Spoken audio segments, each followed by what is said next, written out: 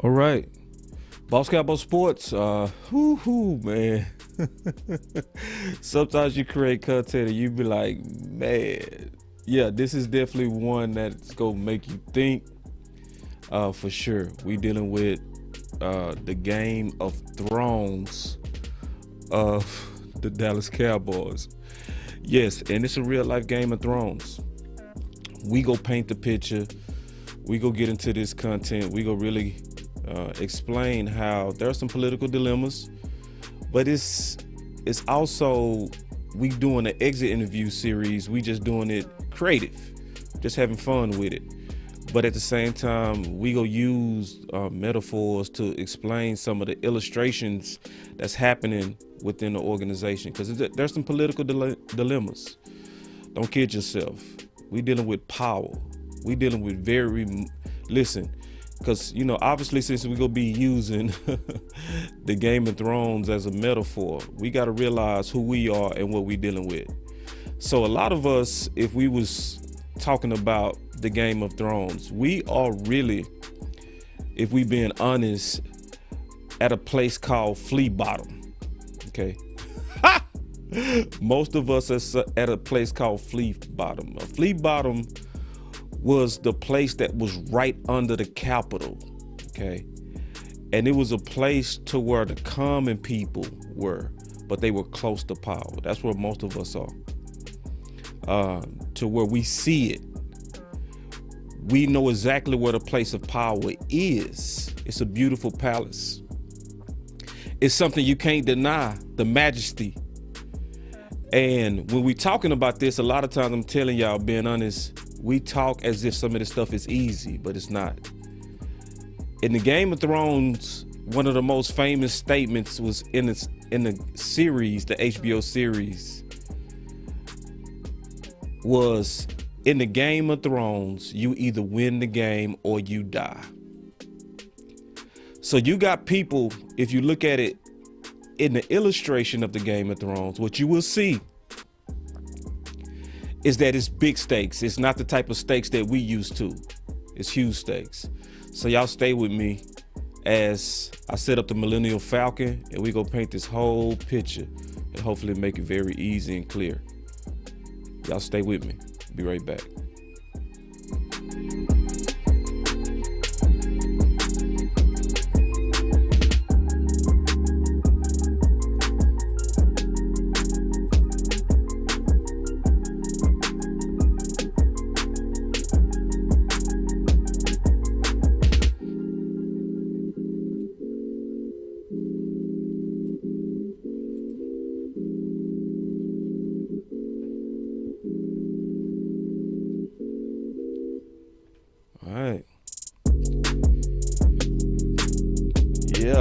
All right, so we finna get into this content, man, because obviously there's been a lot of medieval metaphors going around Cowboy Nation. And Law started one Tuesday where he talked about it was one of the funniest metaphors. Law called Mccarthy Unsullied. All right. And so we're going to talk about that too. We're going to talk about all that stuff. But this is a series, and I promised that we was going to bring y'all this series. This series is really about an exit interview. Obviously, when you're doing this series, we're content creators, so we get to be creative on how we deliver the content. But, the metaphors are good.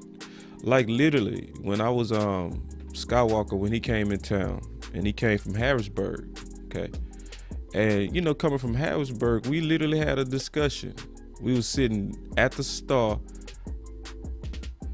at practice, and I said, bro, you realize we at Flea Bottom?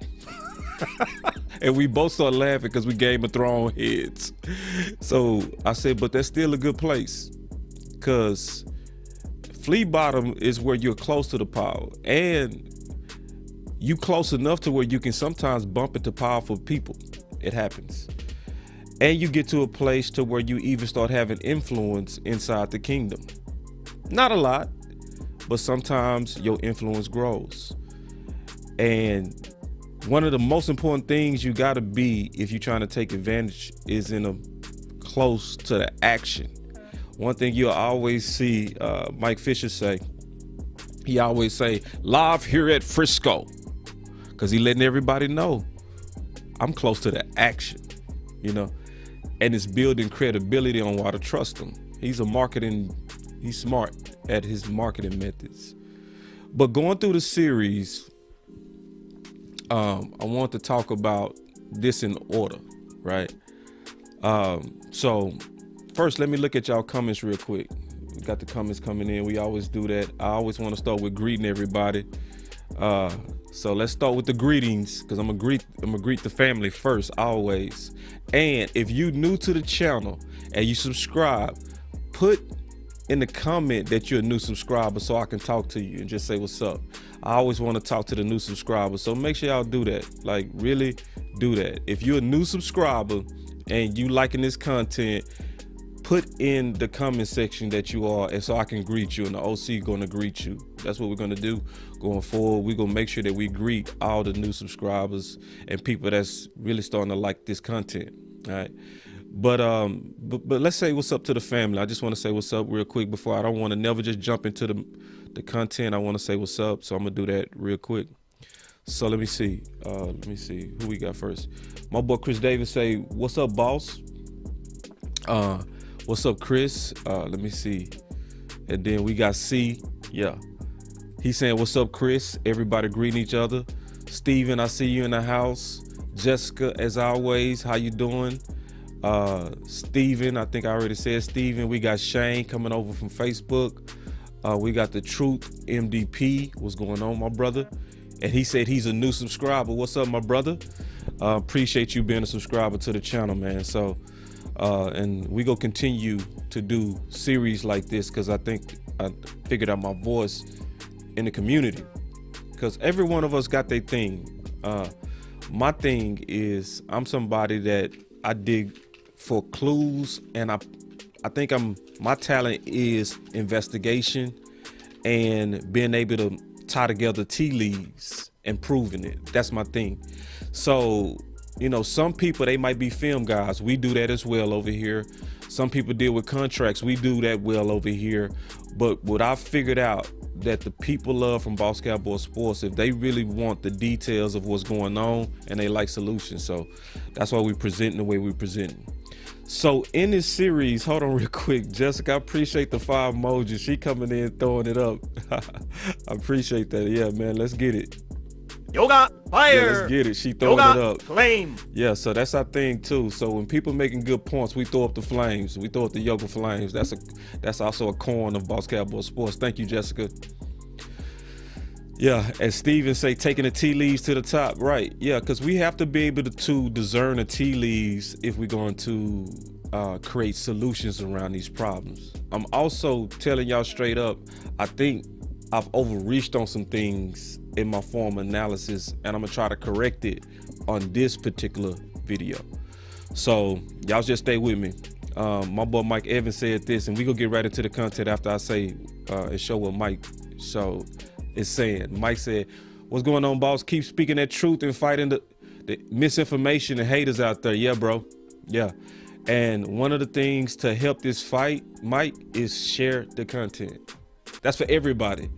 So, because likely what's going on is this is also where we're learning how to make our voice matter. That's a mantra of the Boss Cowboy Sports.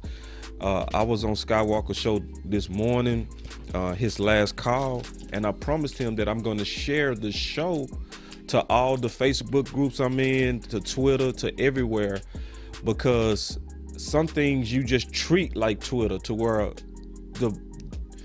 the whole Twitter algorithm is basically built on you saying, I like that thought.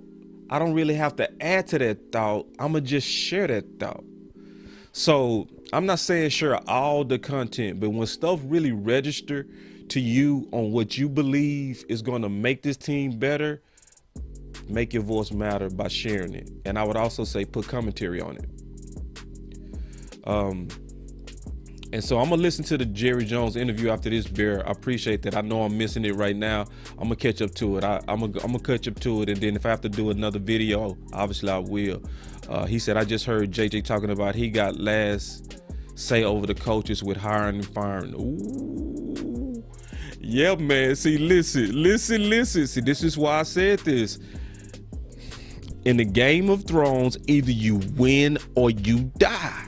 So when I'm talking about the political tea leaves of what's going on, y'all really stay with me, all right? And we gonna talk about all this, and we gonna start with Mike McCarthy. I think he's appropriate to start with.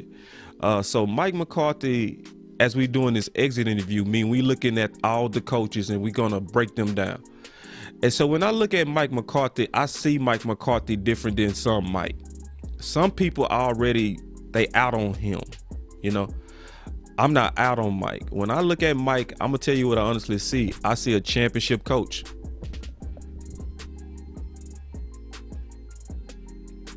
Oh, no, I'm gonna talk about that, Jessica. I'm gonna talk about that. I just saw Jessica's comment on Dak. I'll take Dak in a minute. I'll talk about that. I'm gonna get through this series first, and then I'm gonna come to Dak. I'm gonna do a whole series on Dak. And break it down like what's really going on with that, because he getting a lot of blame. It's some stuff that's just overboard to me, and we gonna talk about that, Jessica. But going back to Mike McCarthy, I see him as a championship coach. He has one of the best win records as a head coach, right? So a lot of us are sour on him, especially after this season ended. Okay. But when I look at him, I don't see a Sean. Okay. I don't. I see a slightly under him, but I still see capable of getting it done. I also, since we kind of talking about the Game of Thrones, I'm gonna introduce a character. He was Robert Baratheon. All right. He was the original king in the Game of Thrones. All right. So what you mean that he's like Robert Baratheon? So when we was introduced to Robert Baratheon in the show, The Game of Thrones, he was the head man.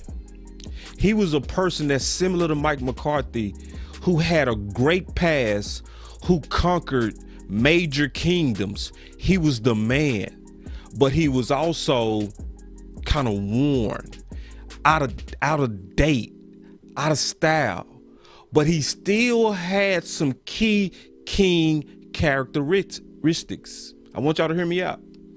He has some very keen characteristics that don't go away with age.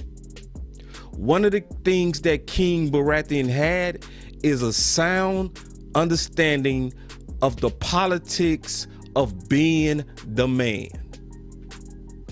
He had a full understanding.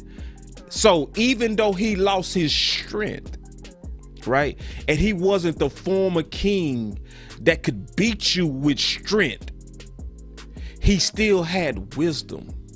Okay. What does that got to do with Mike McCarthy, right? And what does all this mean?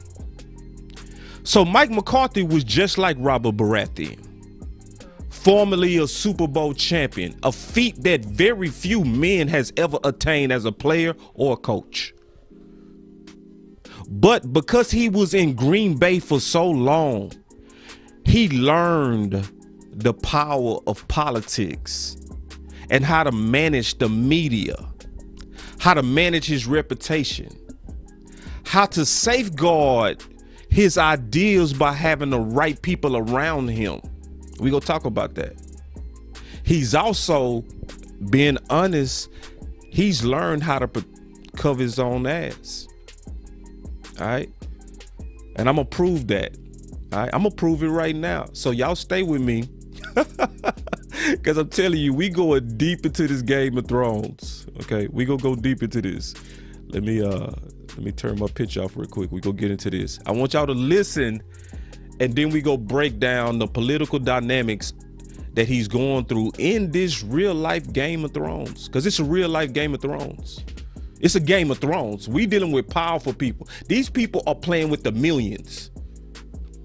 Millions. They dealing with big deals. Everybody from the players to the coaches got agents, because it's mega money we talking about. We ain't talking about little stuff. We talking about big stuff. All right. So, but I want y'all to listen to Mike McCarthy as he talks about how he manages Kellen Moore, and then we go talk about him in relation to the Game of Thrones that he's dealing with. Listen up. Listen real good. You being the play caller and being more hands-on in how that's run. I don't think that's the best way to run an offense. I've told you the first day I was staying here, whoever calls the offense will install it. You know, it's important for the player, and it's the way I've always done it. It's important for the play caller. It's the way I've always done it, that every call on that play sheet he has to believe in, because you won't call it. You know, I've worked for some defensive head coaches that once in a while would have a great idea, and you know, he's your boss, so you put it in the plan, and I'd run it in the first two plays just to get it off the goddamn call sheet. So I mean, you know, sorry, I apologize for that, but yeah. So I'll be honest, and I laugh at that stuff, but you know, I don't try to do that to Kellen. But I have input. I have things I see, and I tell him this is how I think the game. Be aware of this and that, but for him to be, or anybody, it's no different. The way we do it on offense, defense, and special teams is the same. You know, the play callers install.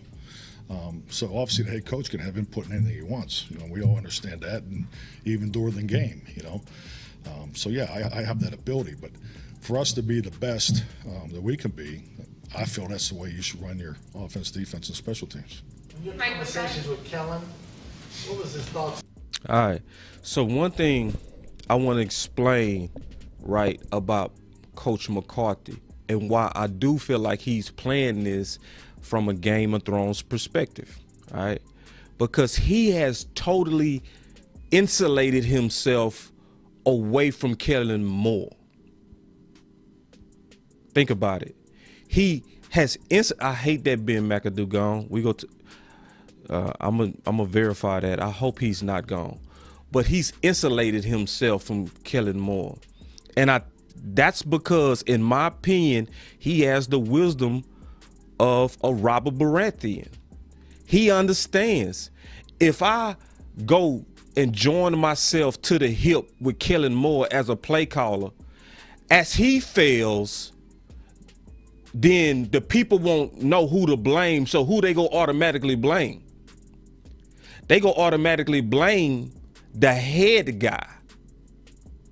The head guy will be blamed.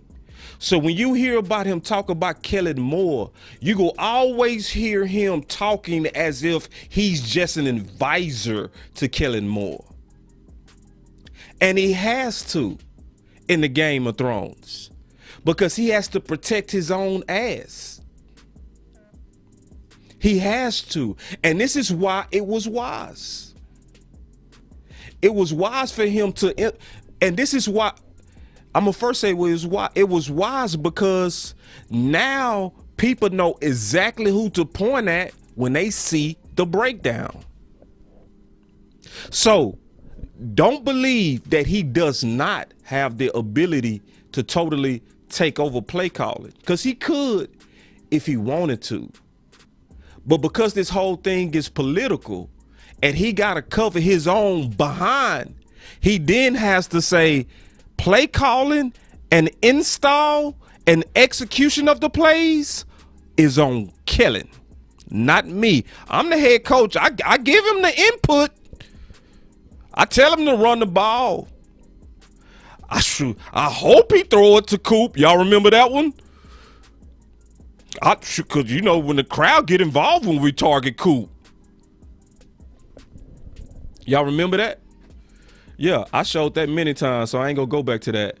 But that's the facts of what he's dealing with. Y'all want me to lie to you or keep it real? That's the facts of what he's dealing with. And it's honestly because of Jerry. So when Jerry made it a package deal, right? When Jerry made it a package deal, like, hey man, you know, we love you. We think you're a great coach. We think we should hire you. Yoga fire. But we got this young guy that we want to package with you. So at that point, if you King Baratheon, you automatically knowing, ooh, what if he fails? What if this young pup fails? I'm trusting a guy that I don't even know. Well, if that young pup fails, I need to insulate myself. I need to insulate myself.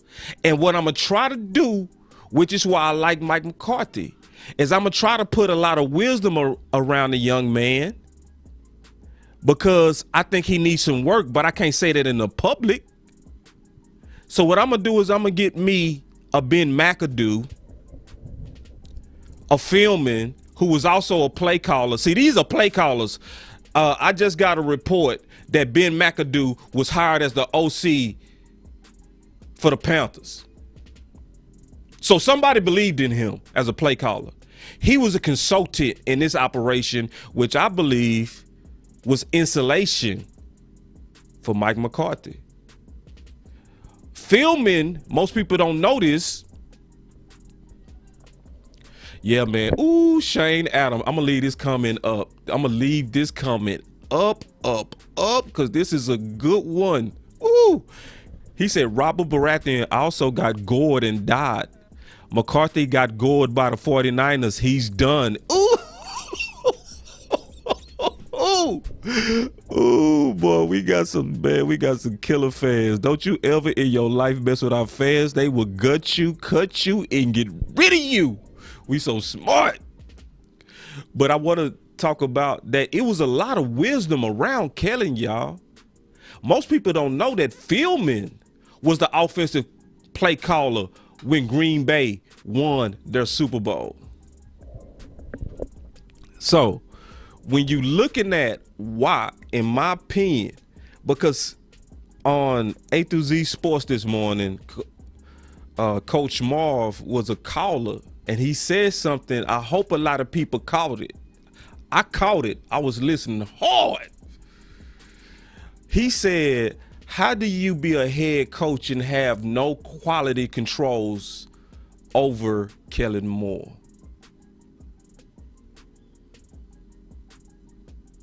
I'm going to say that again. How can you be the head coach over Kellen Moore and have no quality controls? He does. But because of how he was hired, I'm telling you, you dealing with a Robert Baratheon. You dealing with a guy that's aged, but he has the wisdom of a king. He know how this dirty politics game works. And it started, in my opinion, this is just my opinion. This is just me with the tea leaves, all right? Looking at the tea leaves. He felt like he had to. Because if I step in and I tie myself to Kellen, just like Shane comment, I'm gored and I die. I'm gored and I die. I bleed out. I get blamed for something that wasn't even my fault. Why did I put in a thumbnail in the Game of Thrones? Either you win or you die. It's a famous statement. That's the classic statement of the whole series. You either win in this game or you dead. Because we talking about power now. We talking about people this not about just coaching. These are people that's chasing multi-million-dollar jobs and tickets. Being out of here. Being like, oh, y'all finna pay me? I'm out. I'm not finna wait and see what's going on while Jerry's saying it's up to me who I hire and fire. Y'all don't see him setting it up? If he said that today, I'm going to go double check. But if Jerry Jones said that today, he is really still considering getting rid of Robert Baratheon. And it's likely for Kellen Moore.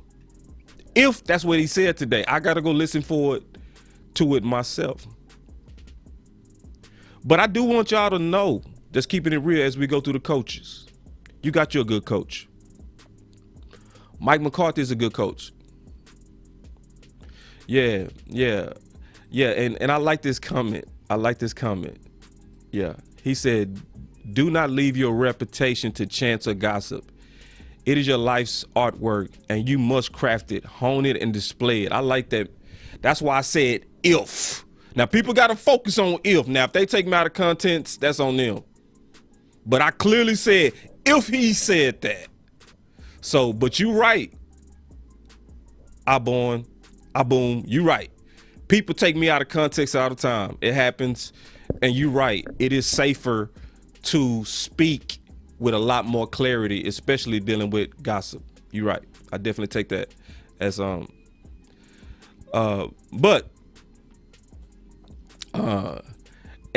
my boss D.A. Lee say McCarthy is not a leader of men. Let's talk about that, because I actually think he is, but I think he can't be for Dallas because he accepted a Trojan horse that actually, now we finna talk about the Unsullied. We finna talk about the Unsullied. Because the Unsullied, that was a term that came from law, which is also in the Game of Thrones. Right? Because we've been discussing this, but we don't want to use terms that people don't understand. All right. So because some people don't know about Game of Thrones. But the Unsullied was one of the most powerful soldiers in the series, and they was highly disciplined, born as slaved, but chosen to be military men, almost like the Spartans, where you was chosen from birth if you was gonna be a warrior or not, right? And they wanted them so dedicated that they actually clipped them. I don't want to be graphic. They clipped them of the privates so that they can be fully focused on just war. So that's where Law got the term for Mike McCarthy, that he went from being Robert Baratheon, coming over as a former king who's won the ultimate dance. But once he accepted Kellen Moore, it put him in a position to be powerless and become an advisor to Kellen versus a king to Kellen. And he's now Unsullied. So from that standpoint, D.A. Lee, you right. Because I'm going to say it like this. Once you see something, you can't unsee it.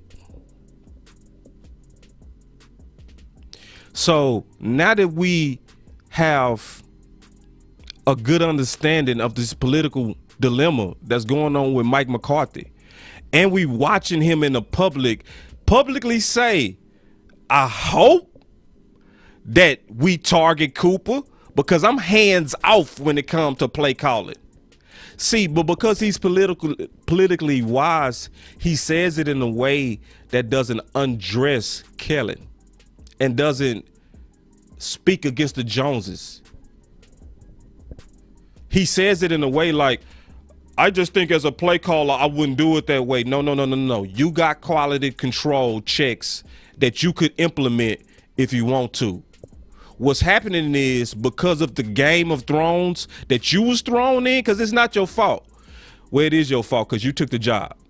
If you took the job, you took the job into this political nightmare. So it is your fault. But at the same time, now you gotta watch Kellen die slow. But we don't even know if the person that should take him out, go take him out. That's the issue that we're dealing with. So we just going through the coaches, because it's out on Kellen Moore, and it should be real clear. It should be no debate. It should be no wars. It should be it should be no issues on what to do with Kellen Moore, because it should be that obvious, to be honest. It can't be no more obvious than what it is. Because we can try to act stupid, but see, at some point it become obvious that you're just acting stupid and that you're not stupid. It's a front. It's an act. Okay? So, Jerry is not stupid, okay? At all. I don't want anybody to ever think Jerry is a stupid man. Jerry is so smart that he made commercial real estate a side hustle. Do y'all hear me? If y'all ever go to Frisco, I'm telling you, it is just like King's Landing. It is truly majesty, what he's done. But keep in mind, that's his side hustle. Like building all these magnificent edifices. Jerry just does that on the side. But then I'm supposed to believe, y'all hear me out, but then I'm supposed to believe that Jerry is confused on who's at fault. So you telling me within the last 2 days, literally the last 2 days, within the last 2 days, 3 Hall of Famers spoke out with one person in mind. They didn't call out Mike McCarthy. Matter of fact, when most of them spoke about that final play, most of them was like, I can see why they did it. It was just poorly executed. This is what the Hall of Fame guy said. The Yellow Jacket guy said, including Kurt. They didn't have fault with that play. But who they talked about, who they didn't even hesitate to talk about, they all three specifically was like Kellen Moore. I had issues with Kellen Moore.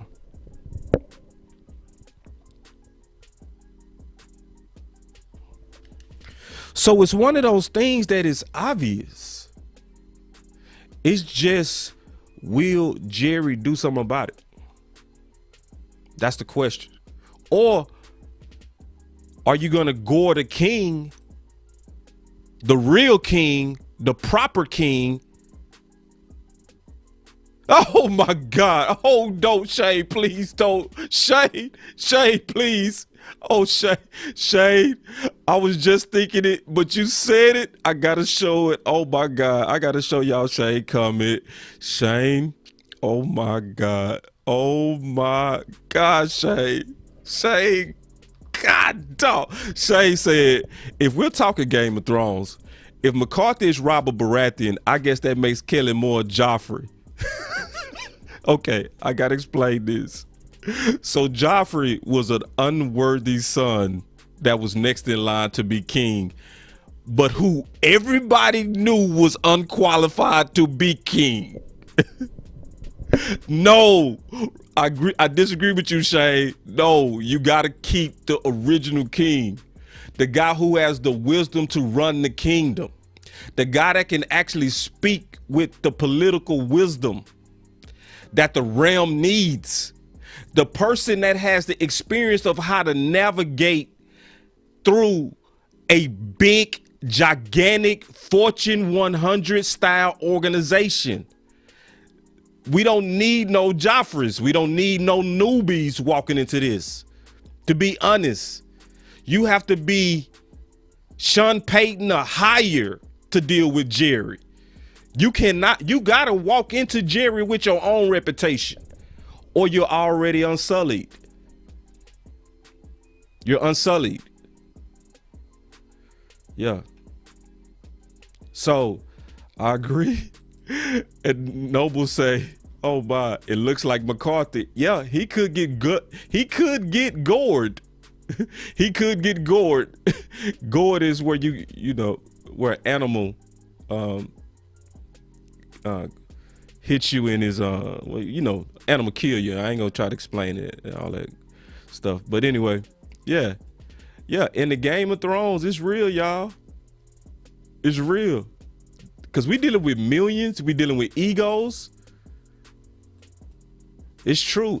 In the Game of Thrones, either you win or you die. Now, I see you. I see you, McCarthy. I see you.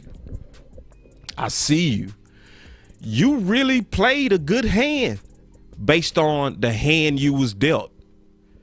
He played it smart. He did not tie himself to Kellen Moore. He did not. Mike McCarthy totally isolated himself. And he brought in guys to potentially step in and be next in line. He might have even anticipated that this dude was Joffrey, wet behind the ears and not even ready. So he started aligning his guys. And then Mr. Wilson said Mike did his job with turning the team around, but he didn't have the control of the offense. Exactly. He was unsullied. He was unsullied. So we go do this real quick as we go through these coaches. All right. So I want y'all to show me real quick. All right. Thumbs up for Mike McCarthy or thumbs down. I'm going to tell y'all right now, I'm big time thumbs up for Mike McCarthy. I know he's imperfect. I know he's unsullied. But I think you get a better Mike McCarthy if we get rid of Kellen Moore. I think you get an empowered Mike McCarthy if you get a Kellen Moore.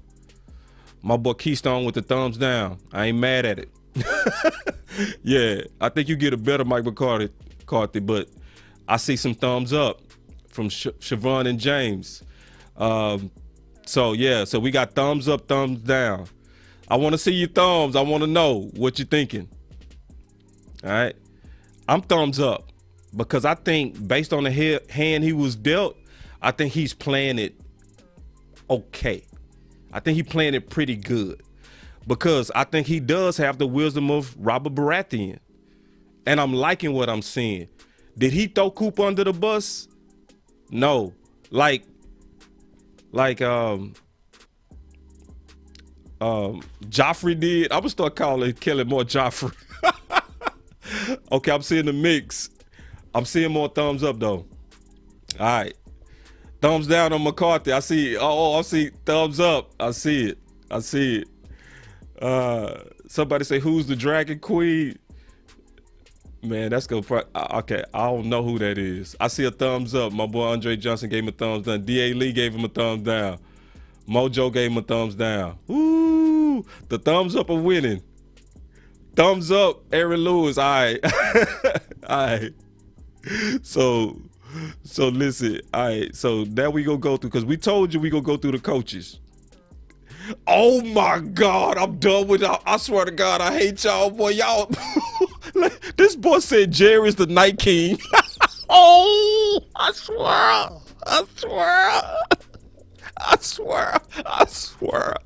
Oh my God, that boy say Jerry's the Night King. Oh my, this boy Andre say Jerry the Dragon. I swear I can't. I hate y'all, man. Ooh.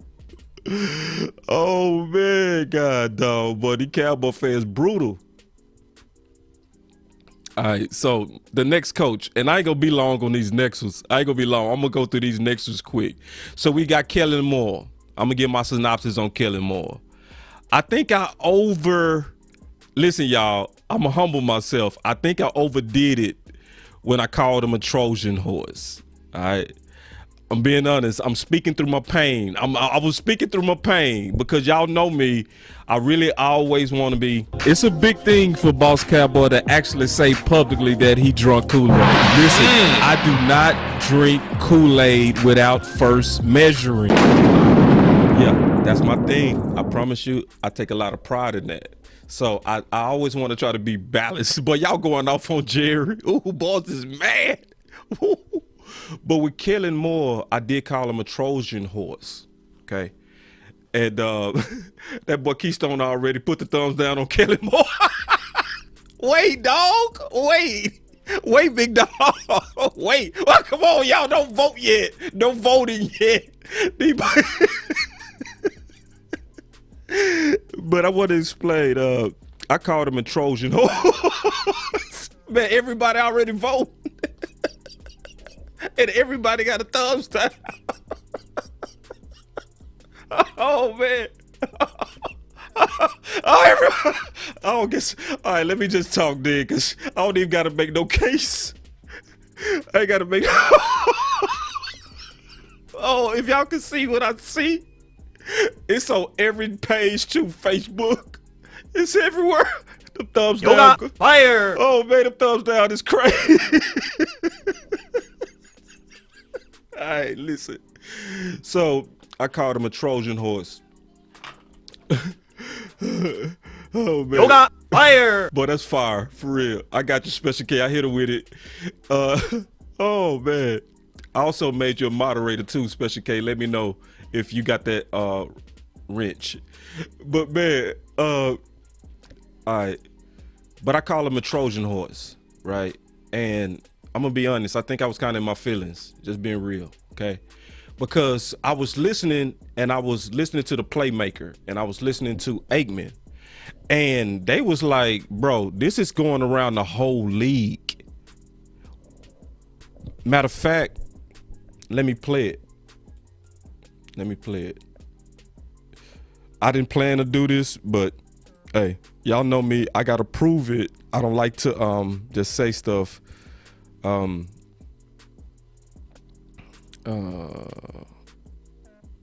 Yeah, here it is. I want y'all to listen. This is from 105.3 The Fan, and I still have that description for the link. Like, y'all listen though. Listen, this is from 105.3 The Fan. Listen. Mike, Troy was talking about your guy beating beating the man on the other side. We're worried too much about scheming guys open. Is it on the receivers? Is it on the coaching to get the receivers the ball? Now. That's the NFL now, guys. I've been talking about that for a while. When you see it, and that's why as we start rating guys, like we want to rate wide receiver, oh, he's better than him, he's better than him, and we do it on numbers when it's system beating system now. It's not man beating man. That's why you're going to get these so-called boy geniuses. They try to figure out a way to beat a system, and then I can get less play, man. That's why you're going to get these so-called boy geniuses. They try to figure out a way to beat a system, and then I can get less players and come back and going to get these so-called boy geniuses. They try to figure out a way to beat a system, and then I can get less play, man. That's why you're going to get these so-called boy geniuses. They try to figure out a way to beat a system, and then I can get less players and come back and beat better players because I'm beating a system. The days of man beating man. See, that went over a lot of people's head. So because, and I'm going to be honest, bro, and I said this, I got to include myself in this too. We hurt, right? Cowboy Nation is hurt. We're angry. You know what I'm saying? And what happens when we angry, sometimes we can start speaking out of pain and all that kind of stuff. And we, you know what I mean? Because we feel so betrayed. We feel like Jerry's been so controlling. He just wants to control everything. You know what I'm saying? That's been a narrative lately with a lot of us because we angry, man. We like, bro, we saw a Super Bowl talented team get bounced by a wild card team. What the, right? Now, I had to slow down and listen to the OGs, the guys with the yellow jackets, man. And notice he said that's why they start trying to go after these so-called young wonders, because they trying to beat teams with scheme to pay people less. See, I'm going to play it again. Don't let it go over your head. When it's system beating system now. It's not man beating man. That's why you're going to get these so-called boy geniuses. They try to figure out. He says so-called boy geniuses. A way to beat a system, and then I can get less players and come back and beat. See, that part went over. He said, so I can get less players. Yeah. I called it last night on the final word, the Me Too movement. Because who been dominating for years with this receiver by committee mentality? New England. So what do other people do when you successful? What do? They copy. So a lot of people want to get rid of Yoga fire. Yoga flame. a lot of people want to get rid of their number ones so that they can go cheaper, try to do it through a committee. Yes. So less stars, less big payouts. If you can get the same results for less, you go do it. So a lot of people start trying to recreate, in my opinion, New England and Detroit after Calvin Johnson. And we walked into, to me, a perfect storm. You had Scott Linehan, who was in Detroit, coaching Calvin Johnson, Hall of Famer. Lost him, and mat efficiency went up. So from that one season, I think, especially looking at New England, that's what developed a false theory that people are willing to gamble with. That's why he was willing to get rid of Des Bryant and try receiver by committee. So then you get rescued by a real number one in Cooper, but you didn't give up on the philosophy. Hence, Kellen Moore. Let's get this young guy where we don't have to pay Coopers. Let's get this young guy. So, yeah, Trojan horse, yes, but not in the way I was thinking. I was thinking Trojan horse for control purposes. He could be that too. I still think I ain't gonna lie, I still think he's a Trojan horse. But I'm trying to measure this with the facts that came out with the Hall of Fame guys and the Yellow Jacket guys. You know, I'm trying to be very measured in this. I don't want to overinflate or even oversuggest. I want to try to be balanced and measured. Okay. So either way, when I listen to the Hall of Fame guys who cover the NFL, we got to realize Aikman's job is to break down all the teams as he broadcasts on them. The job of the playmaker is to break down all the teams as he broadcasts about them. Boss Cowboy been singly focused on the Cowboys. So them guys helped my game, to be honest. Because they was like, boss, yeah, you seeing right. The Cowboys want a system over playmakers. But you seeing wrong where you thinking that is diabolical. Nah, it's a pattern of the league, the Me Too movement. So with Kellen Moore, this is my take on Kellen Moore, and we go vote on Kellen Moore. I just want to see this vote one time because it's funny. It's funny. Y'all funny to me. Y'all crazy. All right. Kellen Moore, his whole system came from Boise State with a mix of Scott Linehan. He knows nothing else. So if you know the Boise State system and don't understand it, I want y'all to do some homework. I'm going to put it in the description too. I'm going to go find the Gruden QB camp. They already voting. Go to Gruden's QB camp with Kellen Moore, and you go see him describe the Boise State system. You go hear truly the current Dallas Cowboys system. That's what you go hear.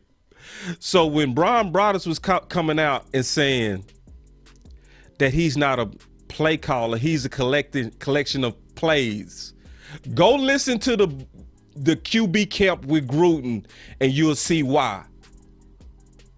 Because he told Gruden, he said, because Gruden was curious because that Boise State system was where they had committee type athletes because they never had or never was a top program. but they was playing in big games like the Rose Bowl and stuff like that with average athletes. So they was beating teams on confusion, right? Misdirection. And it was strange because they didn't have patterns. So when you hear people talk about Kellen now, they say he can't scheme. You know why they say that? And think about the word scheme. Scheme is like, if you think about scheme, if somebody say somebody's scheming on you, that means they trying to set you up. So you can't set up plays if you have no pattern of plays. That's why Brian Broaddus accurately called him a picker of plays and not a play caller. So you can't set up play action based on the same look if you keep throwing different looks. See, when Sean McVay beat you, his pass looked just like his run. They set up just the same for confusion. Kelly's confusion is, I'm going to throw different looks at you, but I'm going to try to beat you with a system of guys. That's what Kellen is. But it was sold as genius. The reality, Mr. Jones, with all due respect, is not genius. It was just different. It was just different. Let's just be honest. It was just different. It's not genius. When Gruden was looking at it, he was looking at it like, what are y'all doing? And Kellen was explaining. He said, hey, we run the same plays. We just do them through different looks. So we make the offense look complicated when it's not. Which is why it's never a scheme. It's never a setup. You don't set up plays. If somebody say they scheming, they setting you up. He don't have any setups because he didn't come from programs that set you up. That's why he'll never scheme. And Kellen Moore is learning on the job. He's learning on the job. And what we hoping for Jerry to see it. That's what we hoping for. We hoping for Jerry to figure it out before they target Cooper. Yeah, that's what we want. Yoga fire. Yoga flame. Because Cowboy Nation seeing it. It's not Cowboy Nation, the podcast community. We like, oh yeah, we see right through this dude. So let's vote. Vote. Kellen Moore, y'all. Kellen Moore. Up or down. All right, up or down. This is the exit interview for Kellen Moore. I am thumbs down all day. Bye. We got to get him out of here. No more learning on the job. Nope. Bye. No more McCarthy in the middle having to hedge and leave him alone where he has to separate himself and then got to play it off to us. Our next coach, okay? Because we're going through the offense today. I was going to do Ben McAdoo, but I heard he gone. That hurts my heart. Joe Fieldman, okay? Joe Fieldman. I'm going to be short with Joe. Joe is getting, in my opinion, the bad end of the stick. In my opinion, he also got caught into the politics of power. I'm going to prove this when I go over the exit interview of the offensive line. Okay. I'm a thumbs up on Joe because I think Joe was dealt a horrible hand. Because he was also, in my opinion, up against power with the debate on Lyle Collins versus Steele. Because everybody mad. Y'all hear me out. Don't vote yet. Y'all hear the case first. Y'all already voting. Boy, I swear to God. Y'all got to hear the case, man. You got to hear my case first. Hold on real quick. Hold on. We got a subscriber. Boy, y'all can't vote without listening to the case, man. That's not even right. Super chat. New subscriber. What's up, man? Make sure you leave a comment, too. Like, I want all the new subscribers to leave a comment after the show and say I'm a new subscriber so we can respond to you and welcome you to the channel. He said, new subscriber, honesty and realistic opinion. is what got my attention. It's refreshing to see. Hold on, let me see what you're saying, big dog. It's refreshing to see truly honest fan. Yeah, man, I'm doing my best. I really want to try to be honest. So please don't vote yet. God, dog, I swear to God, boy. Thank you for that too, man.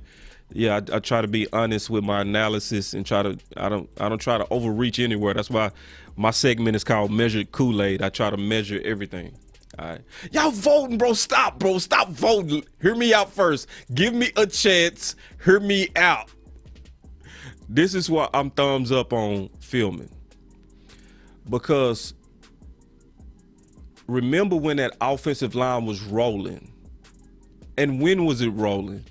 It was rolling the first 7 games. Undeniable. And it was because somebody put their balls on the line for a guy that we all doubted. Fieldman put his nuts on the line for Steele. He did. Oh, see, let's not be phony, y'all. Let's not be phony now. Come on, let's be honest. Let's go back to the Chargers game and what we all was saying, including me.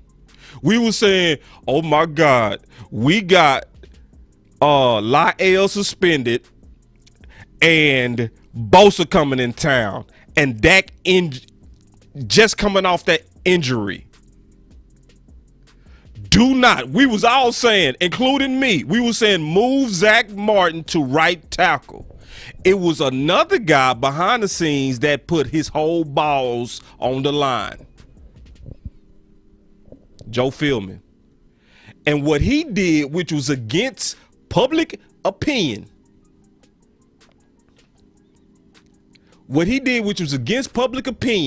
he looked at the off season of Steele.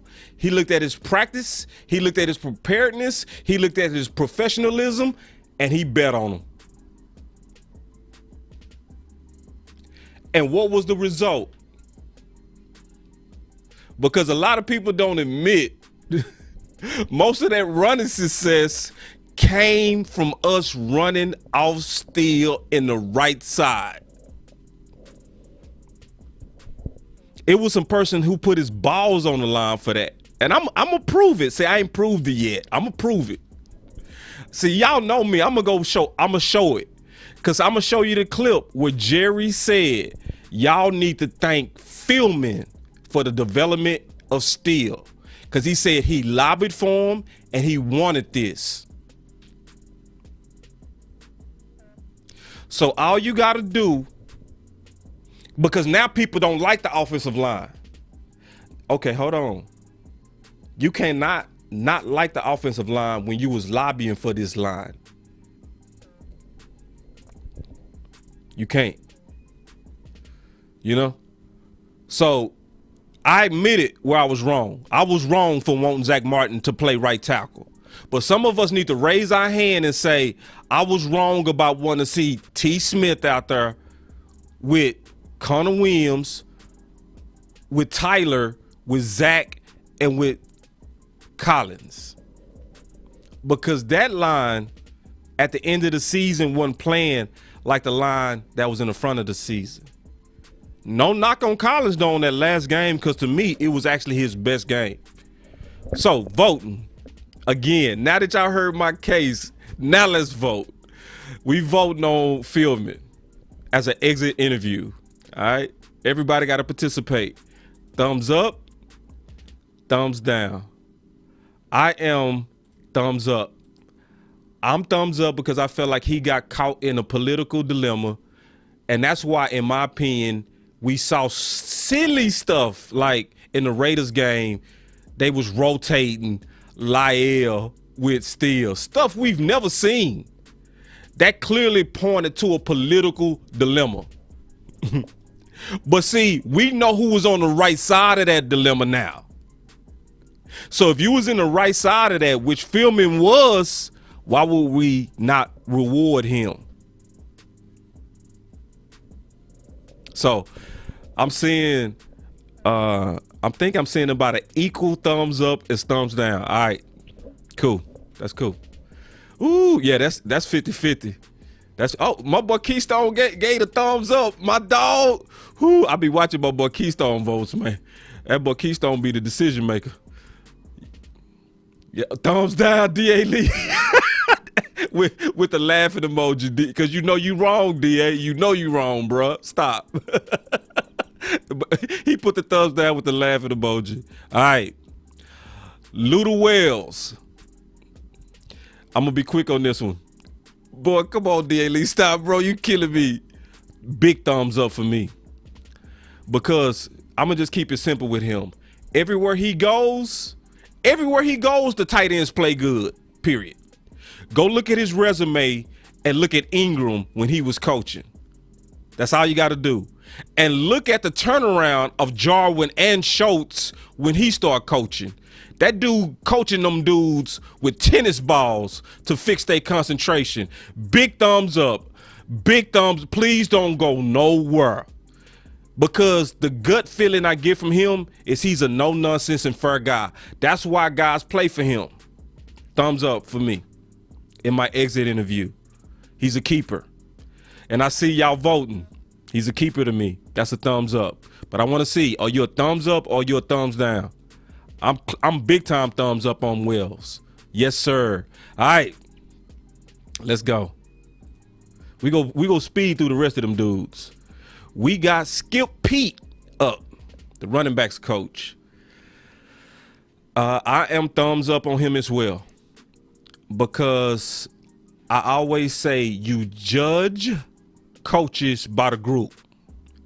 I was down on him last year because Zeke and Pollard both had fumble years. This year, they did not. This year, especially early, both Pollard and Zeke was killing, especially when Zeke wasn't hurt. We was smashing boys. Now, this is a number one reason you got to give him a thumbs up, because also when our backup running backs played, they look good. That mean the whole room was ready. I'm thumbs up on Skip. Thumbs up. No thumbs down. Keeper. My exit interview with him is absolutely yes. Especially when they come out with the fact that Zeke had that injury since week 4. Man, Mr. Johnson, that boy put 3 thumbs down. Andre want to fire everybody, bro. You can't fire the whole squad, big dog. That boy put 3 thumbs down and 4. Come on, dog. You might be right on Skip, because I know you're going. I like Brown too. But and then Ali said thumbs down. The running game didn't get going. And my question is, how much of that had to do with him, though? That's what I was getting ready to say. Because there's some rumors of politics, right? We saw the highest paid guys getting all the reps. So I see why y'all giving these boys thumb down. Y'all not being realistic. I see what's going on. Y'all really want these dudes to commit career suicide for us. Y'all want, okay, I know what y'all want. Y'all want them to go in there and say, Jerry, damn it, I'm not free. I'm going to start free. Let me free. I'm going to play who I think the best. Bro, this is the Game of Thrones with millions on the line. For real. Nah, you got to put yourself in their shoes. You know what I'm saying? If your boss coming to you and say, hey, man, you got to play Zeke, you the coach, you gonna play Zeke. Stop, bro. Don't y'all come to me with that. I would just be like, just fire me then. No, you wouldn't. You would try to make it work for that check, just like you do at your job right now, for far less money. So I'm thumbs up on Mr. Pete. I ain't gonna let y'all have me over here. I'm thumbs up. But I know why y'all thumbs down, and it do make sense. I get it. We want guys that's gonna stand up. I do get that. I get it. So I'm thumbs up on that. And I saw y'all votes. It was mostly thumbs up on that. Hold on, Eric. Come on now. Eric say, someone got to go in Jerry's office free ball it. Yeah, you going to end up like Jimmy Johnson. He was the last one to do it. The last person to go in there like, man, whatever, man. Man, that's Jerry fired Jimmy. He let it be known right there he's psycho. And he ain't still put him in the Hall of Fame. Everybody know Jerry off when it come down to that type of stuff. If Jerry say you go do it, you go do it. If you want that check, I'm just telling you, bro. I'm just telling you. Everybody can't walk in the Game of Thrones and walk around that majesty and not change. Do you know how hard it is to walk around majesty, wealth, power, and stay unchanged? Come on, y'all. I know it sounds easy to be principled, but it's not. When you sitting over there and Jerry can cut you a fat old check just to shut up, don't act like you wouldn't think about it, all you principled people. You would sell out the Cowboys fast as hell over if that check fat enough. If it's going to set you and your family for the rest of y'all life, yes, sir, I'm starting Ezekiel Elliott and La'el Collins. Don't lie. Don't. Come on now. Now, some of y'all might be principled enough. I doubt y'all telling the truth, though. All right. The next coach, Adam Henry, in the exit interview, the receivers coach. I gave it some thought, man. Thumbs down. Thumbs down for me. I'm thumbs down. Your room was too talented for the amount of discipline that was displayed. I did not like the discipline I saw from the receiver room with him in charge. I didn't like how in the playoff game, receivers was obviously loafing. That's why we got that illegal procedure against CeeDee Lamb, because he was taking his time going to the line of scrimmage and we was behind. Thumbs down. No. We need somebody that can get stars to still be humble. And if I'm being fair to the way that I judge, where I said I judge coaches by the group, we cannot say that we should be proud of the consistency of this group. Not based on the talent that was in that room. The talent was overwhelming. And CeeDee Lamb, to be considered a future number one, is not trending that way. And no, I'm not judging him off of one playoff game. I'm talking about for the year. Because I said this on the final word yesterday with Okoye. I broke down the receivers. And I looked at the tight ends. And one thing I could clearly see when I was looking at the receivers and tight ends, the tight ends was way better at finding the soft spots in the zone. That was a reflection to me of their coaching. That showed me Mr. Wells had them on the same page with Dak. Go watch how the tight ends played with Dak and go look at how the receivers played with Dak and break it down. Who was the group where they kept saying it looked like they not on the same page? If they not on the same page, why? Now, the tight ends in Dak was on the same page. Why was not the receivers on the same page? And it's not just scripted plays. Because scripted plays are those plays that happen at the beginning of a game. That's scripted. But then once you settle into the game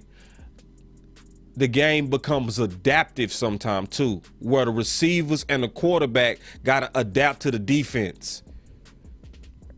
So when they both see zone and recognize that it's cover 2 and cover 4, the quarterback and the receiver got to see it at the same time.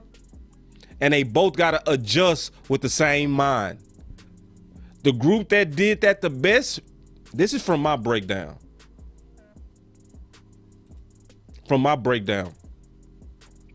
group that did that the best was the tight end group.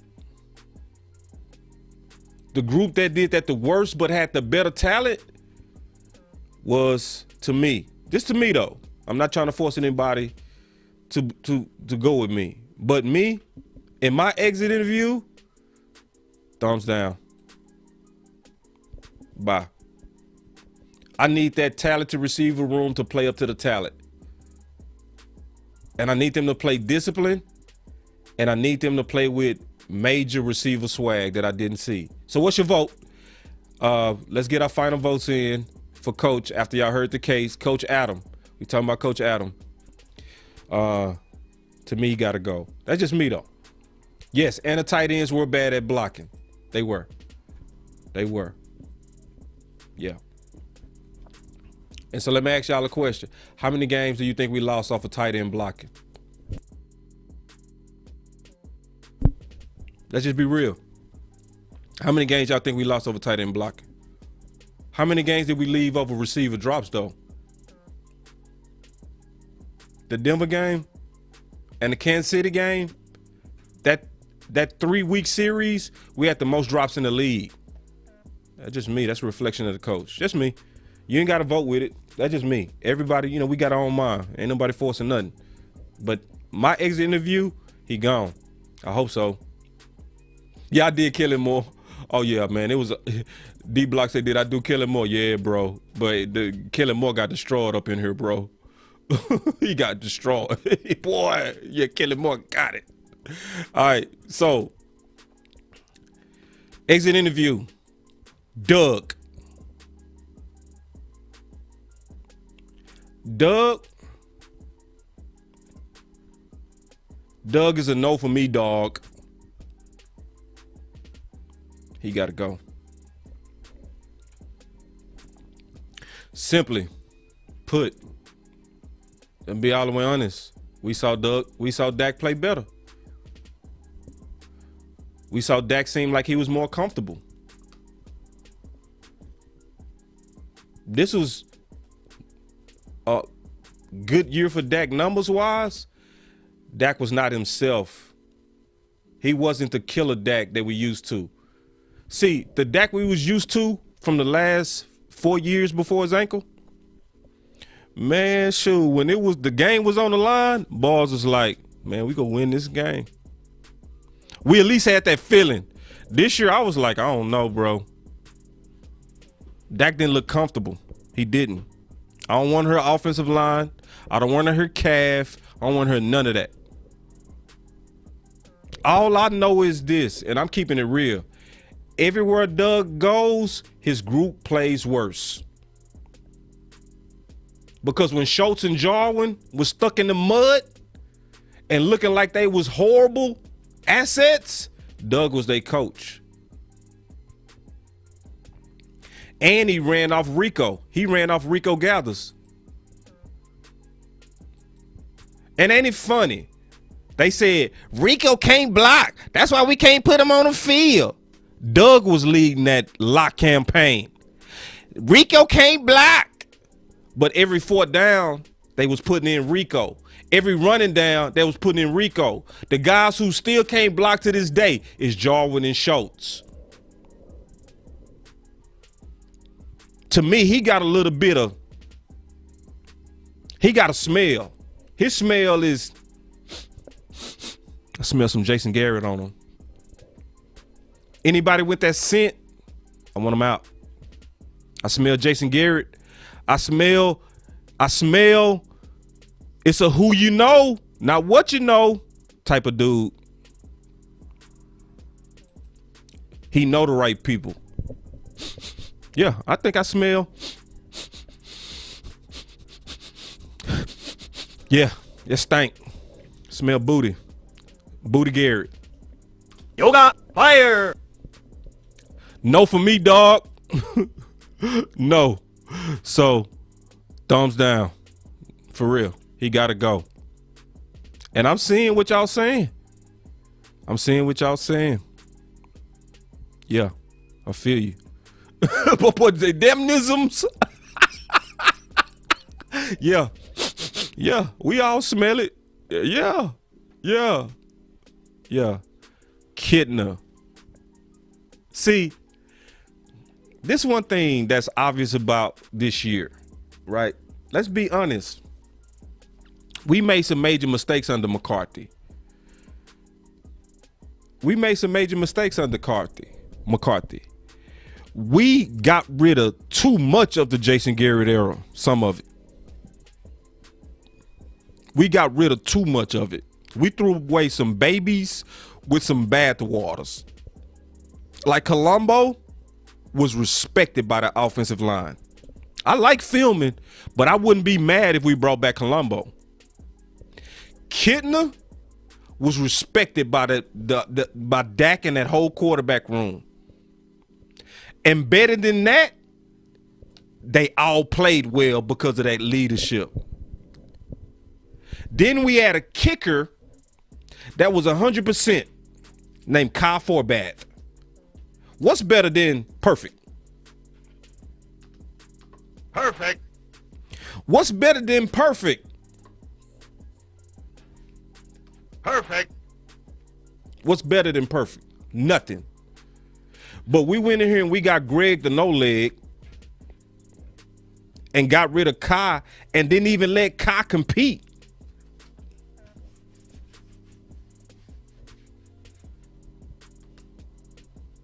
Yeah. Perfect. So I'm hearing, like I heard Mike Fisher say, it was some people in the regime that didn't really like Kellen Moore. I don't know if he said like, or it was more so like they didn't really want him in the building. But he had your quarterback playing at his best.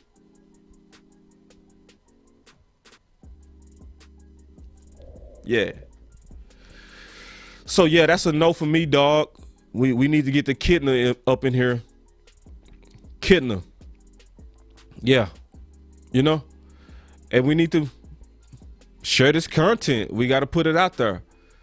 Because we got to be very greedy for all things. Because, see, you know, we all talking about Kellen, but we got some stanky coaches still sitting around, man, in my opinion.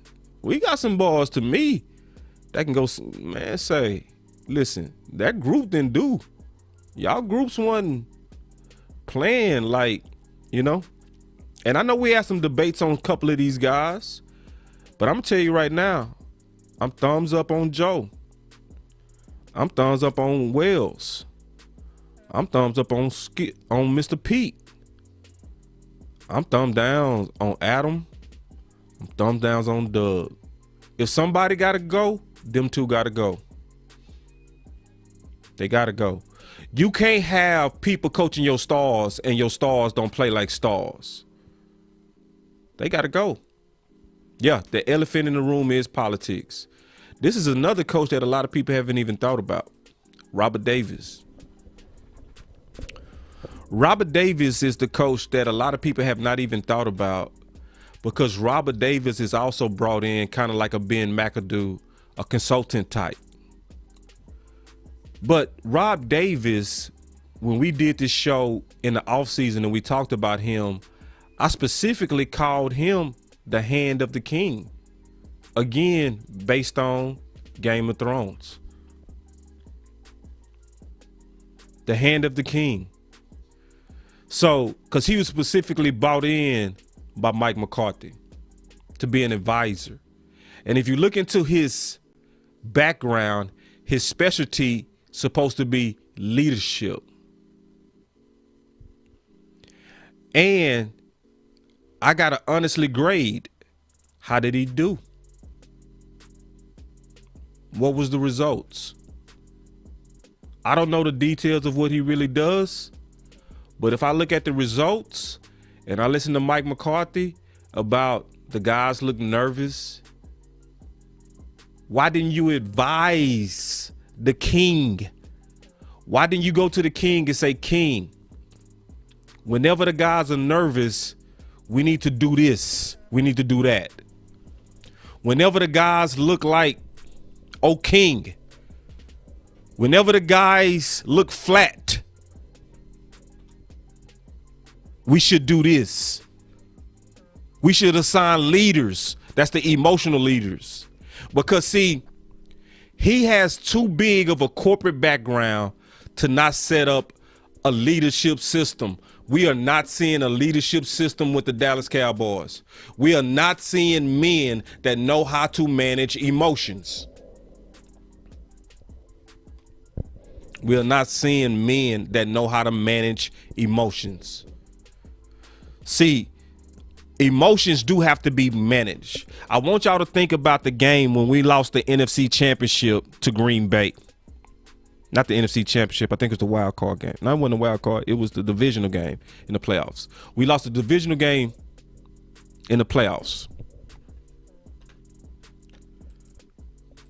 Right. My boy B-Bird say, you went hard today too, B-Bird. On the show, you went hard. On Skywalker show, you killed it. Murdered it. Great call. Sky almost ended the show on that call. Great call, bro. You bring good content to the nation. But he said, name the dog on offense like Dez and Irvin. We ain't got it. We ain't got it. Nope. We ain't got it. Great point. But you supposed to be the guy. Like okay, I'm going to say this. You can tell that we don't, going back to that 2014 game when we lost, Green Bay moved on. When Green Bay moved on, remember who they played? Seattle. What happened? Anybody remember? Green Bay had that game won in the first half. Won. Russell Wilson threw 4 interceptions in the first half. That game should have been over. What happened was when Seattle came out of the half, they was riled up. You could not even tell they was losing. Everybody on that sideline was saying, we bet not quit. Ain't nobody go quit over here. We bet not quit. They head coach was running up and down that sideline, looking everybody in their eyes. Had nothing to do with X's and O's. Seattle emotionally did not lay down. And then go look at Green Bay. It was the exact same look we had Sunday. Flat. No emotion. No Dez's, like B-Bird said. No Irvins.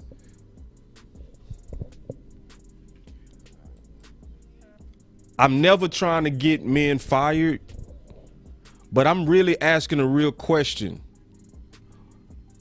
If you was responsible for leadership and establishing culture, where was it? I'm asking a real question. He might have had a solid plan. It could have been vetoed. It could have been overruled. But let's be honest, we did not see it. Because emotions do got to be managed. And there has to be a plan to get your team going when they're flat. I warned about it in Denver. The Denver game, I warned about it. I literally said, I fear us going to the playoffs and not having a plan for these young guys, because when we was flat, we did nothing about it. What happened Sunday? The same thing. I think Mike McCarthy that's one of his major things that him and his leadership team got to get together on. And they got to say, we can't go out like 2014 again, thinking everything is about how we planned and how we prepared, just on the X's and O's. What and how did you prepare your guys for the emotional moment? I already showed y'all what San Fran did. What they did with the emotional moment is they calmed it down. They came out loose. Let me show it. It's on my Twitter. Let me show it. Yeah, y'all be patient with me because I'm gonna show this. Yeah, I'm gonna show it. All right, here we go. Give me a second. So, yeah, if you go look at how San Fran came out, right? San Fran had a plan for being flat. You know what their plan was? Let's come out with a boom box. Let's put our real emotional leaders in the front. Oh, y'all think this is an accident? Boys coming out 2x2s. You telling me there wasn't an organized way to loosen up your boys? Put your emotional leaders in the front? Oh, y'all think that's an accident? Oh, because you know what Dallas would have did? We would have put old simpy-ass Garoppolo out there. Garoppolo, you the quarterback, so you got to get in the meter, and everybody got to get around you, and everybody go look like they're excited, and they go listen to your rah-rah speech. No. Get the real dogs out front. Who are the real leaders? And everybody know the real emotional gangsters on that team is Debo and Williams.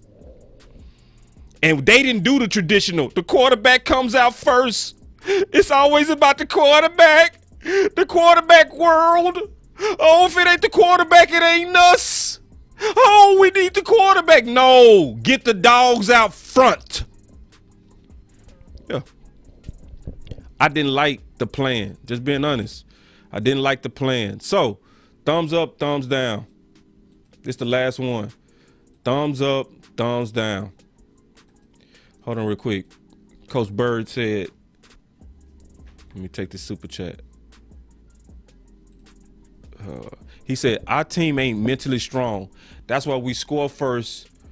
We do well. Ooh. Yoga, fire. Yoga, flame. Bieber.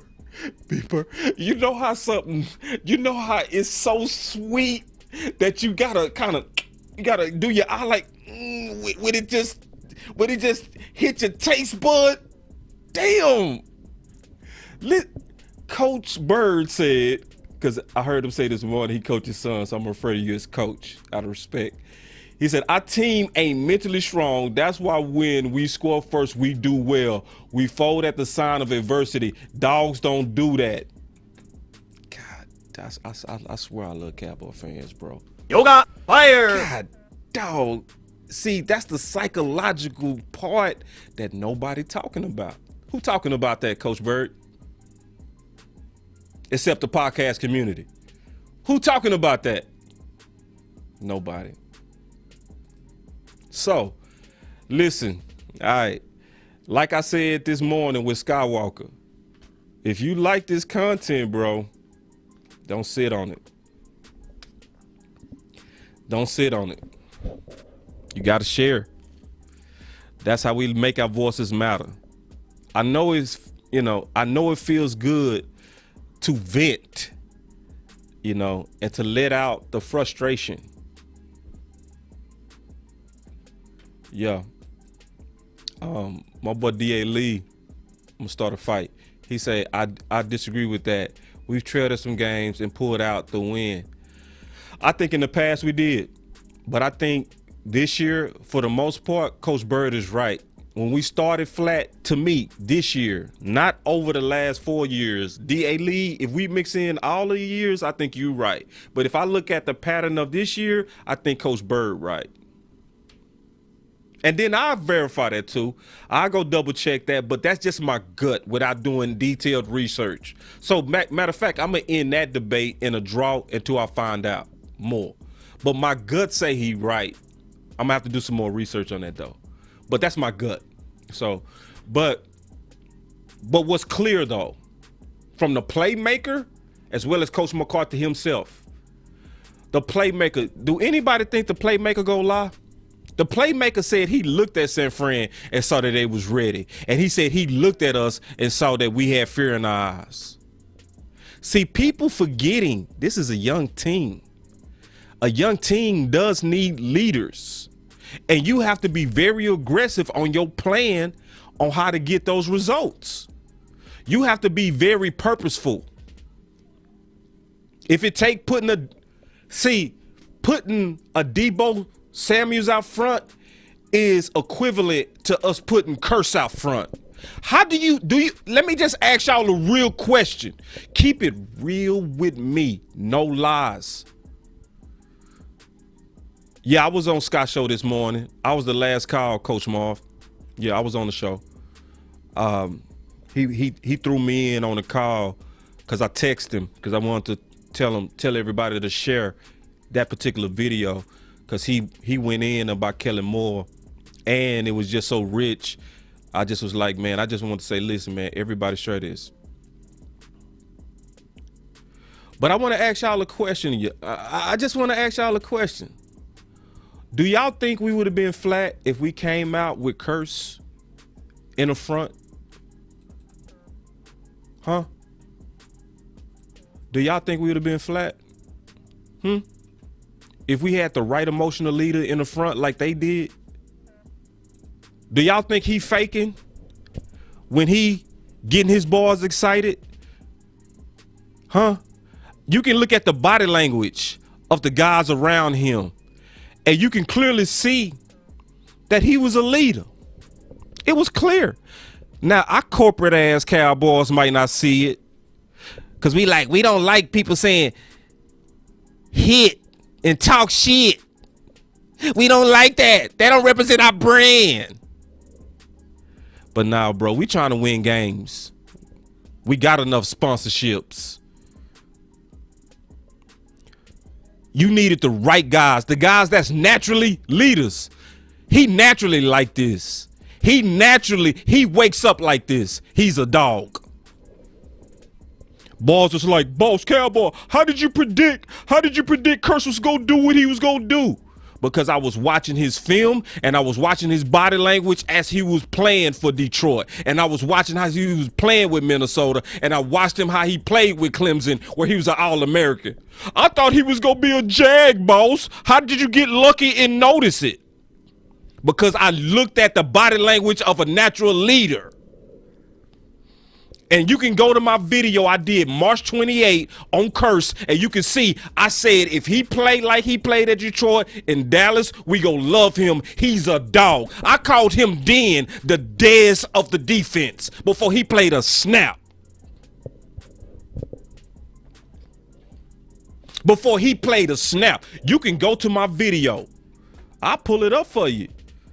And this ain't about bragging. This is about us being smart. This is about saying, okay, if podcast ass Boss Cowboy can see this, why can't the guys that y'all literally paying like your consultant, why can't he, or what happened? Because he might have had the idea. We don't know in political toxic Dallas.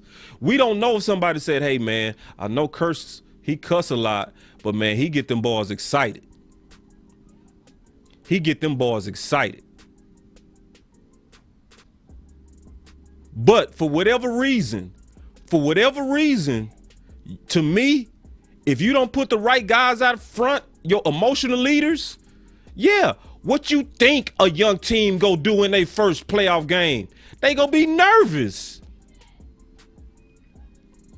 That's why they was nervous. They was nervous because to me, they didn't have the right leadership out front. And I'm being all the way honest with you. If y'all want to see the video, I'm going to show y'all where it's at. All right. And I suggest you look at it. I really do. I did that video 9 months ago on Curse and what his impact would likely be for the Dallas Cowboys. Yep. And go in there and check it out. You gonna say, dang. But it's like, no, I just stuck to the film. You know what most people do bad on film? They get talked out of what they see. That's why most people bad at film. Because they use their ears more than they use their eyes. I use my eyes. And I don't let people talk me out of what I see. That's why. This ain't bragging, but that's why I get it right a lot. Or what people will say, oh, I thought he was a Jag. He was a sleeper. He never was a sleeper. And let me say this too. Quinn did not make him. He was already a dog coming over. And Quinn likely didn't lobby for him. Edwards did, because Edwards knew him from Minnesota, which means he left an impression even when he was a young pup. But people didn't put that together. So, hey, but this is the offensive coaches. We gonna do this again also for the defensive coaches. But as y'all can see, these are real answers. We not making up stuff. We really trying to think of real solutions. So this time next year, will we come out with our own version of a boombox crew?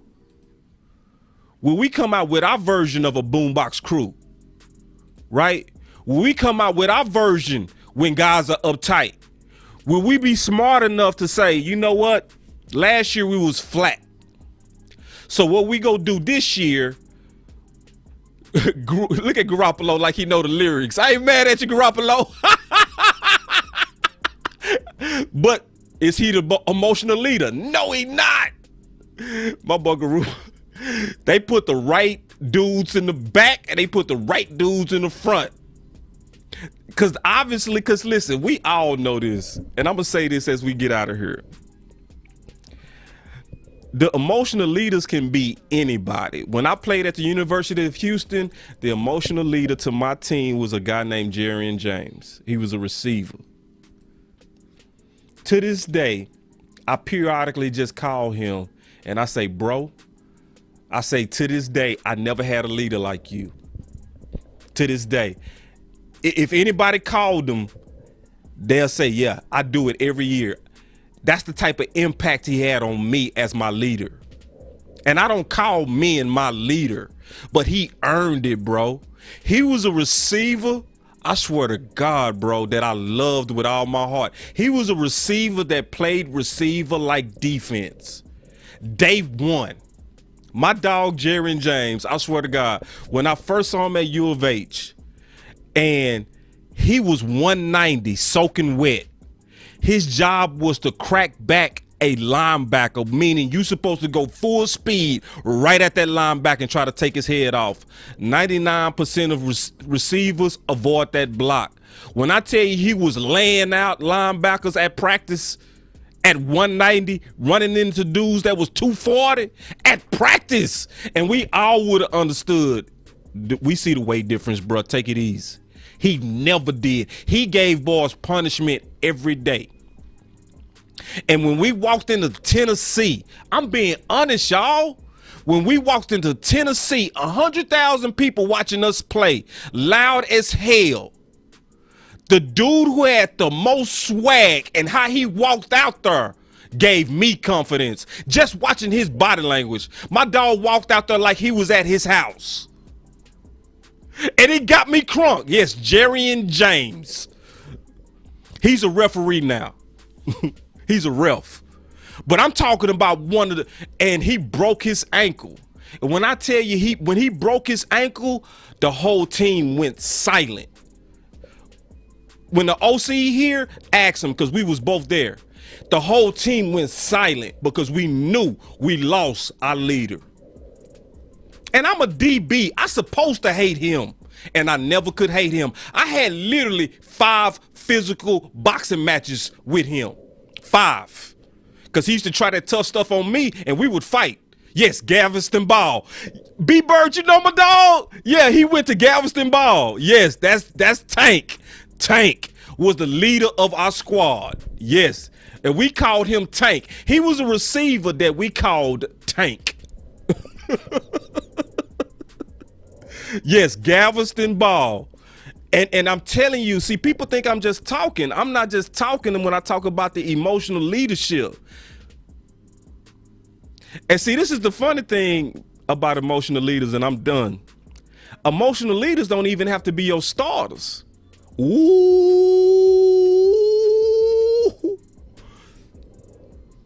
See, people didn't feel me when I just said that. Emotional leaders don't even have to be starters. Emotional leaders are just the guys that get the team ready to play. They can be third teamers, but they have an effect on the team, and you got to be able to know that. I can tell you on every team I played on who was our emotional leaders. When I played at Dallas Carter, one of the best teams I ever played on, our emotional leader was a sophomore. named B-Rob. And he used to have a chant called From the Hood. And he used to get us so crunk because he used to call our names. He used to say, I got my boy, Boss Cowboy, in the house. And everybody used to say, From the Hood. I got my boy B-Rob in the house, from the hood. And we would be so hyped. And he was a sophomore. But he got us ready to play. And he just created these chants. And we would be by ourselves like, ooh, let's go. Let's go. It didn't matter if we was going out into a war zone. By the time the emotional leaders got done with us, Tank wasn't really the emotional leader in terms of hyping us up. He was the emotional leader in terms of how he played. But the guy that was the hype man was a guy named Hannigan Milligan from Florida. And he used to get us wired up. We would be ready to run through a wall. But I promise you, Mike McCarthy them don't have nothing like that in place. Because the Dallas Cowboys is frankly a corporate-ass team that I honestly don't think they understand culture. They don't. I just watch them. They don't understand. They don't understand the guys that's amongst them. I said this the other day. People don't get this, but I'm going to tell you because it's true. You got to know the culture of your team. Do you have an Urban culture or do you have a Penn State culture? Do you have a Miami culture? Because if you have a Penn State culture, AC/DC might get y'all going. But if you have an Urban culture, y'all might need some NWA up in y'all locker room. And the coach need to be willing to act like he vibing with y'all too, because it get the guys going. We corporate, man. So we really might need some AC/DC. I don't know what we need, but you got to know the culture of your locker room and what get them going and make a plan. I don't care what it is. It don't mean it got to be a boombox. It don't got to be black people music or white people music or Asian people music. But what is your culture? All right. So, yeah, man, that's Boss Cowboy Sports, man. Where your voice matter. I appreciate y'all always for, rocking with the content. Let's get to work. I really mean this. Let's make it a habit. Honestly, to hit that like button every time we come in. If you are a new subscriber, I really mean that. Oh man, B-Bird. I was finna get out here, but I can't. B-Bird said, I can't believe B-Bird, you don't take. What a small world. God, that boy don't take. Oh man, that's crazy. B-Bird don't take. No wonder. See, because I was listening to your call. I'm like, B-Bird know what the hell he talking about. So you know what that hood is. You know. Yes, you do. Yes, you. Yoga fire. B-Bird, no. All right, check this out. He say they don't understand a player like Dez. Facts. Our corporate organization has abandoned the Miami guys from the 90s. And I'm going to tell you who that's coming from. See, Jerry, he would have embraced it. He didn't care. Steven is the corporate guy. He's the one that told Chris Richard he don't want to win that way. When Chris Richard set the tone when he pushed that dude from Philly for bumping into him. And it got us wired up. And remember how we ran through Philly. Steven said, frankly, I don't want to win like that. So nah, we ain't gonna never have no Dez. That's why we Penn State. But if we Penn State, that can work too. I'm not saying because Penn State done whoop Miami ass. You know what I'm saying? Penn State, you get them wired up, get them enough of that AC/DC. Yeah, my boy Sir King Bishop say, who doesn't get it popping to AC/DC? I don't, but hey, if my team do, I would. AC/DC not my thing. But if it's my team thing, I'm with it. If it get us ready to, I'm with it. Let's do it. You know? But we not a team for the Dez types. Yes, a boom. Yes, what a boom said. He said culture pushes the emotional button of your soldiers. Oh my God. Yoga fire. Oh my Yoga God. flame. Oh my God. Oh my God. Boy, Cowboy fans, I swear. Oh, see, Coach Marv, I'm done with you. See, Coach Marv.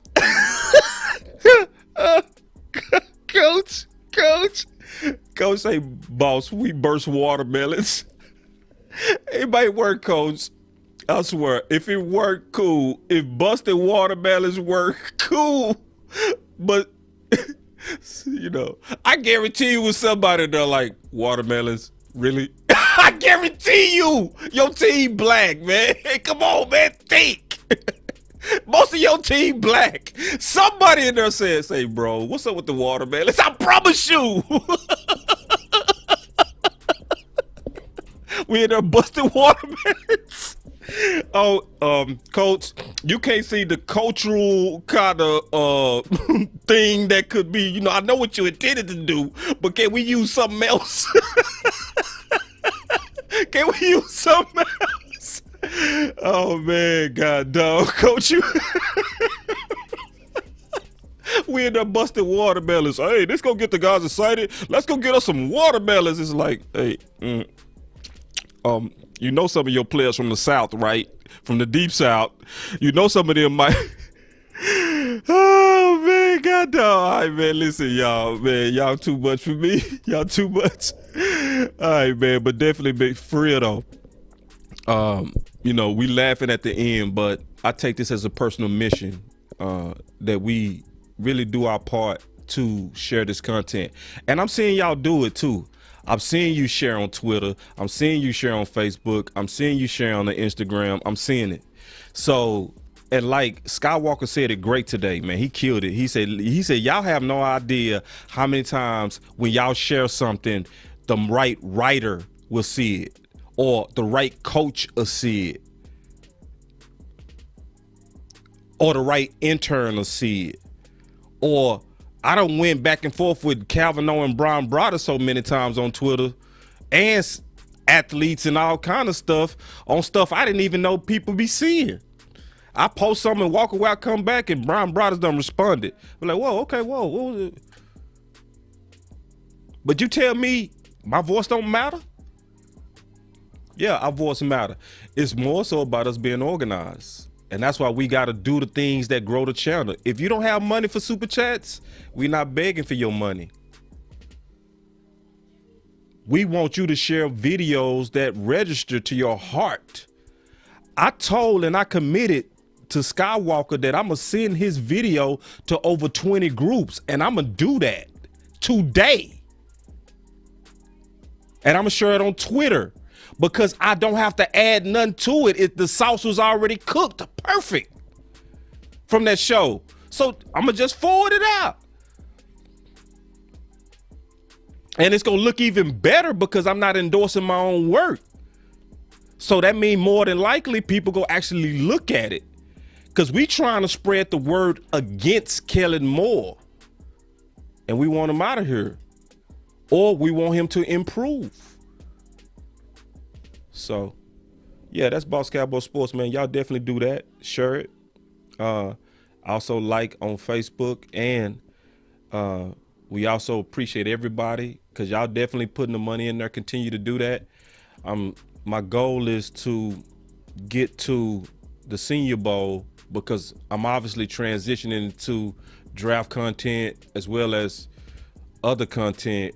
And, you know, helping me get there is where I'm gonna be able to deliver that content right back to the Cowboy Nation. And it's obviously gonna be people that we ideally feel fit the Dallas Cowboys, you know? So it's that time of the year where I say, listen, we can cry about what just happened or we can take action. As y'all can see, I'm in action mode. Like after the season, we've posted more videos during the season.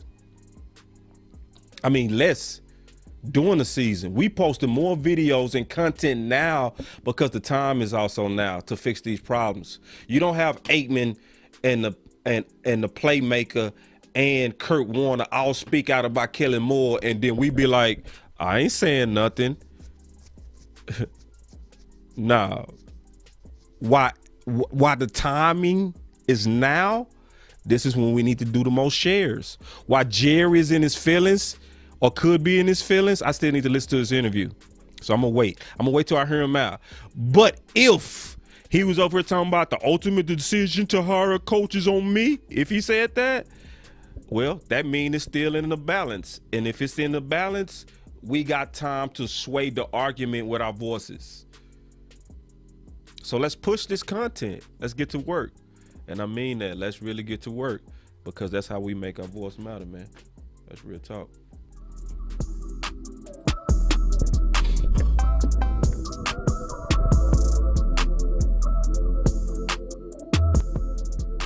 Boss Cowboy Sports, where your voice matters.